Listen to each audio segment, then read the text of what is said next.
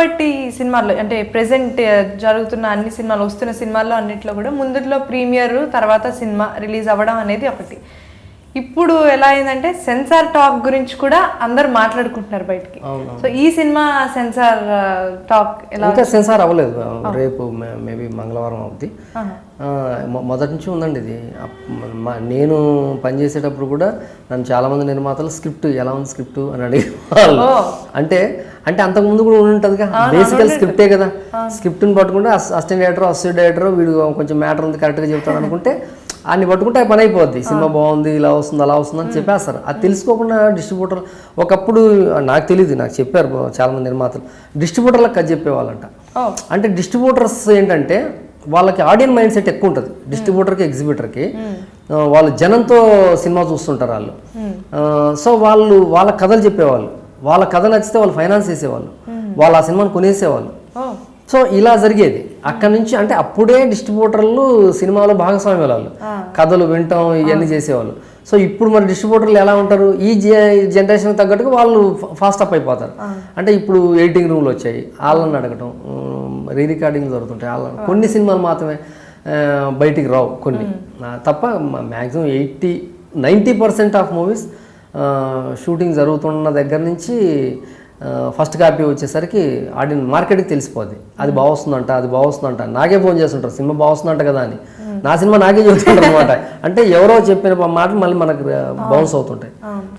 బేసిక్గా love stories అంటే జనరల్గా మాట్లాడుకుంటే లవ్ స్టోరీస్ కాస్త రాయడం రైటింగ్ వరకు చూసుకుంటే పర్వాలేదు. కొంచెం అది కామెడీ రాయాలంటే దానికి రాసే వాళ్ళకు కూడా టైమింగ్ చాలా అవసరం. వాళ్ళలో ఉంటే కానీ అది రావడం కష్టం. ఈవెన్ డైరెక్షన్ చేయాలన్నా సరే కామెడీ టైమింగ్ ఇంపార్టెంట్ కదా సార్. సో అలా ఇప్పుడు మీరు ఎంచుకునే కథలు అవన్నీ మీ బలం మీరు చెప్పినట్టు కామెడీ ఎక్కువగా టైమింగ్ దాంట్లో ఉంది కాబట్టి మీరు హీరోస్ని కూడా ఇకపై నుండి కూడా అలాగే సెలెక్ట్ చేసుకుంటారా సార్? అంటే మన ఇప్పుడు సినిమాలు అన్నీ చూస్తుంటాం.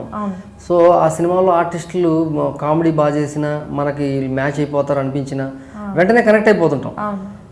సో నాకు నరేష్ అలా కనెక్ట్ అయిన హీరోనే. నేను అల్లరి సినిమా చూసి ఇతను నాకు బాగా మ్యాచ్ అవుతాడు, ఇతను సినిమా చేయాలని నేను అప్పుడు అనుకున్నాను. అలాగా ఇప్పుడు సినిమాలో కూడా నాకు కామెడీ, ఇప్పుడు శకలక శంకర్ కామెడీ చాలా బాగా నచ్చింది నాకు. సో తను కంటిన్యూ అవుతాడు.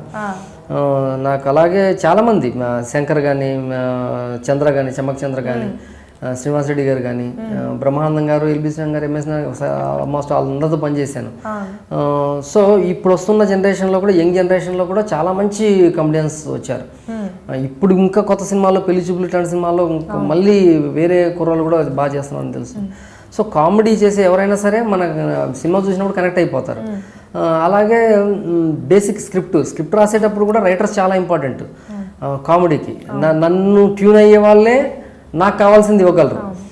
సో అలాగా నాకు మరుదురాజు గారు రాసేవారు మొదటి నుంచి.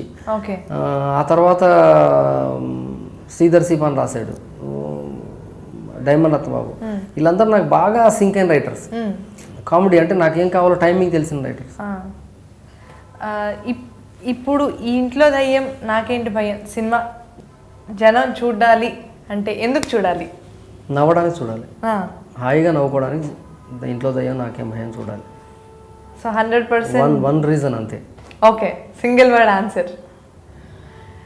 అలాగే మీరు అనుకున్నట్టే, మీరు చెప్పినట్టే మీరు ఎంత కాన్ఫిడెన్స్గా ఉన్నారో మాకు కూడా అంతే కాన్ఫిడెన్స్ ఉంది. మీ దగ్గర నుండి ఒక చాలా మంచి సినిమా మళ్ళీ వస్తుంది. అండ్ ఈ నవంబర్ 11th రిలీజ్ కాబోతోంది. సో అందరూ తప్పకుండా ఈ సినిమా చూడాలి అండ్ సక్సెస్ చేయాలి. ఆల్ ద బెస్ట్ ఫర్ ఇంట్లో దయ్యం నాకేంటి భయం. Thank you very much. Thank you అండి. ఇంట్లో దయ్యం నాకేం భయం సినిమా 100% ఎంటర్టైనర్. చూడండి, డోంట్ మిస్.